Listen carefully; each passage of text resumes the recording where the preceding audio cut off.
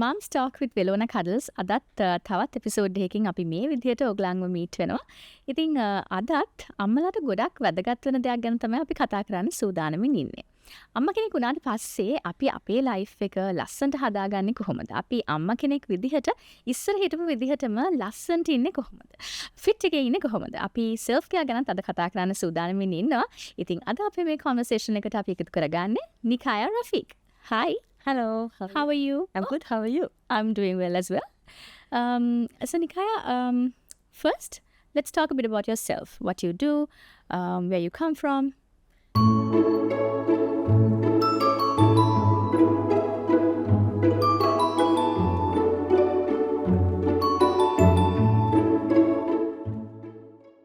Okay, as you mentioned, I'm Nikaya Rafiq. I'm a Zumba instructor and also I'm a secretary. I'm also planning to start my own clothing line Wow. and a mom for 2 sons. Right. How old are they? One is 12, Mhm. other is 11. Okay. Nikaya, දැන් බබාලාත් එක්ක Zumba වගේ දෙයක් ඉස්සෙල්ලම ඔයා කරන්න පටන් ගත්තද නැත්නම් කොහොමද මේ ෆීල්ඩ් එකට ආවේ කොහොමද ඔයා?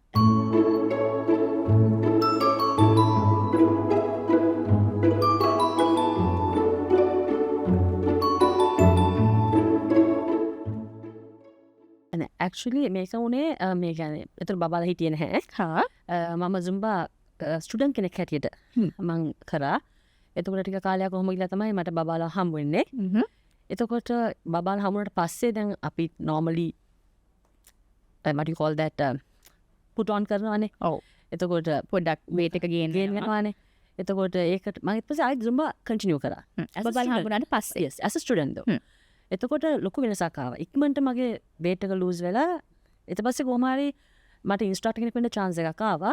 So I took that chance. Right. ඒකත් sure නැතුව තමයි ගත්තේ. ඇයි ඒ? Because you have to perform in front of a crowd. Yeah. එතකොට ඒ confident එක තියනවද sure නැහැ නේ ඒ වෙලාවේ. අපි තාම new නේ එතකොට. But I took the challenge. And here I am now after 8 years.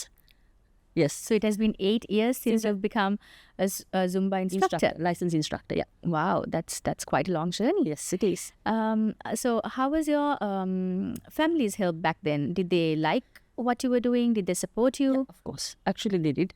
Because when after my sons were born, I had to leave them with somebody, right? So my mom was always there. Okay. So yeah, I had a big help from my mom to look after them so that I can continue classes. Right, that's amazing. නිකයි හැබැයි අපි දකිනවා දැන් සමහර වෙලාවට අලුත් අම්මලා වුණාට පස්සේ ඔයාට හම්බුණාට ෆැමිලි සපෝට් එක සමහර අම්මලාට එහෙම සපෝට් එක ලැබෙන්නේ නැති අවස්ථාවලුත් අපි දැකලා තියෙනවා. එතකොට අලුත් අම්මා කෙනෙක් තමන් ඉස්සර හිටපු රූපය ගැන හිතලා දුක් වෙන්න පුළුවන්. එතකොට අනේ මම දැන් චුට්ටක් මහත් වෙලා මගේ දැන් ෆිට්නස් ඒ තරම්ම හොඳ නෑ වගේ දේවල් හිතෙන්න පුළුවන්. අපි Zumba වගේ දෙයකට යොමු වෙනවා නම් කොතනින්ද අපේ මයින්ඩ්සෙට් එක මුලින්ම හදාගන්න පුළුවන්? මෙහෙමයි. අපි first we have to love ourselves. We have to make that time. Right. අපිට වෙලා නැහැ කියලා කිව්වොත් ඒ කියන්නේ එතනින් තමයි downfall එක. අපි දැන් මගේ ක්ලාස් එකට එනවා ලේඩීස්ලා බබාලා ඉන්නවා. මාස 5යි 6යි. ඒතර ඒගොල්ලෝ මෙලව හොයාගන්න ඕනේ කොහොම හරි. මම කියන්නේ it's a challenge. It's a challenge but don't give up. Right. Find that time.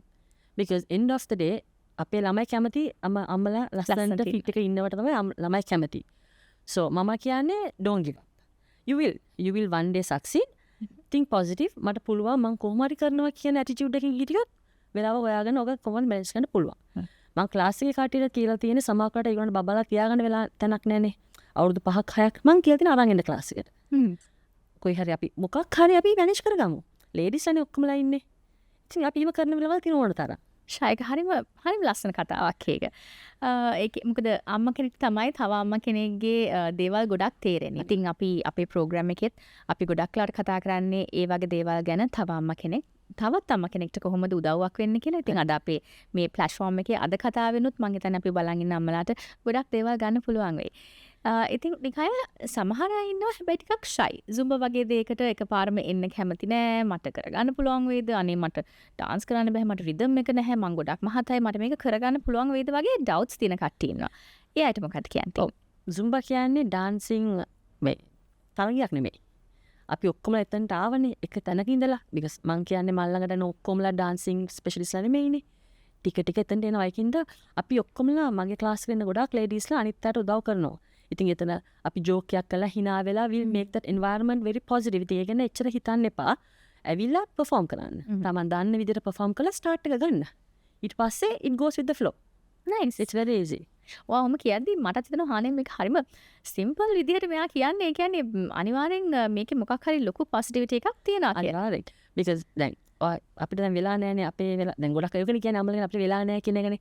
but ඒ පැය ඇවිල්ලා dance කරලා hina වෙලා අලුත් යාළුවා හම්බෙලා ගියාම ඒ energy එක තමන්ගේ life එකට බලපානවා. තමන්ගේ family එකට බලපානවා. you feel very energetic. අර ඒක පේන ඔක්කොමලාට දෙයා කියන එක. ඒක මම කියන්නේ give that time try කරලා බලන්න.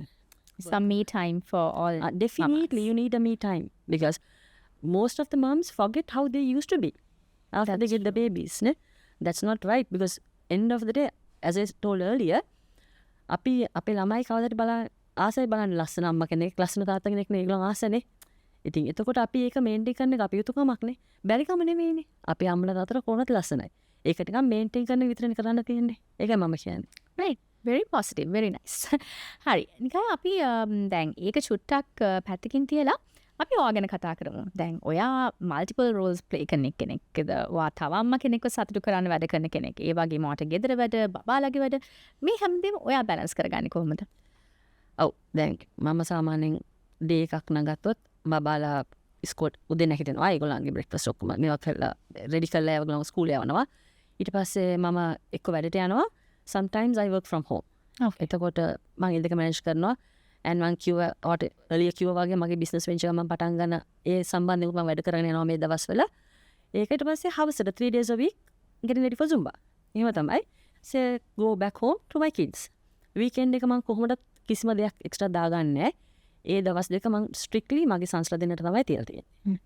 tips and tricks හරි ඉතින් පුතාලා දෙන්නෙක් ඉන්නකොටත් මං හිතන්නේ ලේසි නෑ කොල්ලම දෙන්නෙක් ඉන්නකොට ටිකක් දඟ වැඩත් වැඩිනේ අනිවාර්යයෙන් ඉතින් ඔයා කොහොමද බබාලාගේ වෙලාවල් ඒ කියන්නේ වෙනස් කරගන්නේ ඒගොල්ලන්ගේ වැඩ කටයුතුත් එක්ක ඒගොල්ලන්ගේ ෆ්‍රී ටයිම් එකට මොනවද කන්නේ ස්ක්‍රීන්ස් එහෙම දෙනවද දෙනවා දෙන්නේ නැත්තේ නැහැ ඒගොල්ලෝ ගන්නවා ඒක අනිවාර්යෙන් මම ඒගොල්ලෝ කියන්නේ මම ඒක රෙස්ට්‍රික්ට් කරලා තියෙනවා බට් නොදීන්නේ නැහැ ඒ හැබැයි ඒගොල්ලන් ටයිම් ලිමිට් එකක් දීලා තියෙනවා ඒගොල්ලෝ ඒකට කියන්නේ ඇග්‍රී වෙලා වැඩ කරනවා ගොඩක් වෙලාවට 95ක් අර 105ක් තියෙනවා ඒගොල්ලන් ටිකක් කියන දේ පොඩ්ඩක් අහන්න වෙලාවල් තියෙනවා සෝ එතකොට මම මොකද එතකොට මම මොකද කරන්නේ මම ගොඩක් වෙලාවට ඒගොල්ලන්ට අනිත් ඒ කියන්නේ රීඩින් එතකොට ක්‍රාෆ්ටිං ඩ්‍රොයිං නැත්නම් බෝඩ් ගේම්ස් ඔය වගේ දේවල් වලට මම ඒගොල්ලන්ව ගොඩක් මේ යොමු කරලා තියෙනවා ඒවත් වෙනවා බට් එච්චරම ස්ක්‍රීන් ටයිම් එක ඒගොල්ලෝ කොහොමද මැනේජ් කරගන්නවා ඒක ඉච්චිලෝ මේකට යන්නේ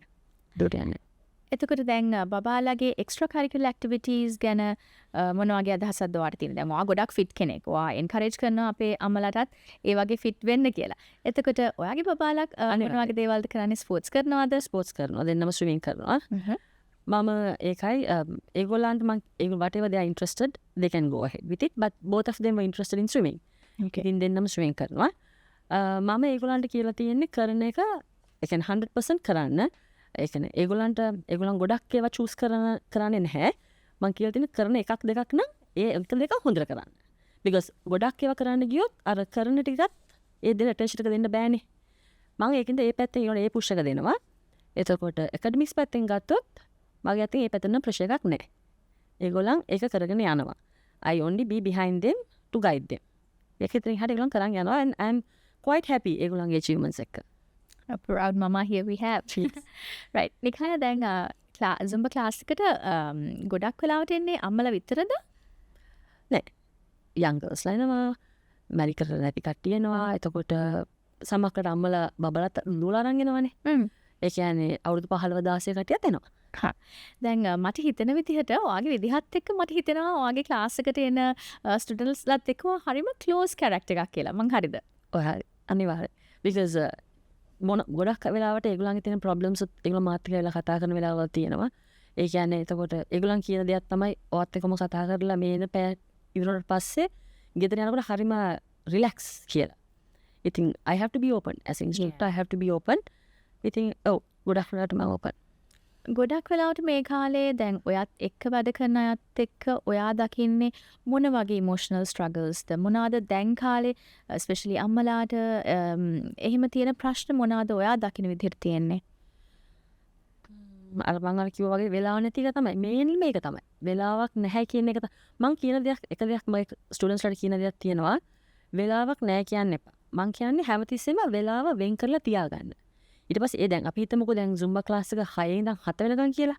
මං කියලා තියෙන කරන වැඩ ටික ඒ වෙලාව අතහැරලා කරගන්න.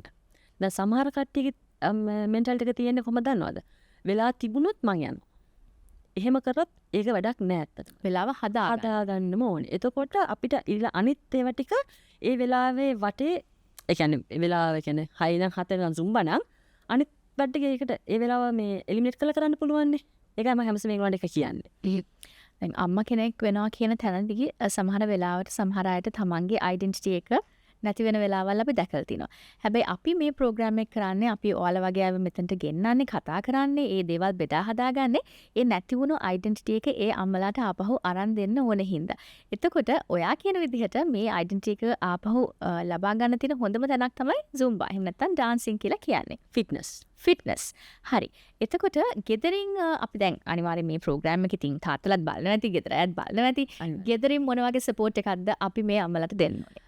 එතකොට මං කියන්නේ තාත්තලාට පුළුවන් නම් give that hour to that mother to go and do the class. බබා බලා ගන්න. ඒ අම්මට ඒ වෙලාව දෙන්න ස්ට්‍රෙස් එක රිලීව් කරලා ඉන්න ටිකක් වෙලාව දෙන්නනේ. බබලත් එක්ක දවසම ගත කරනවා කියන එක එච්චරම ලේසි දෙයක් නෙමෙයිනේ. You need your time නේ. That's true. me time එකක් ඕනේ. ඒකින්ද පුළුවන් නම් ඇත්තටම ලොකු දෙයක්.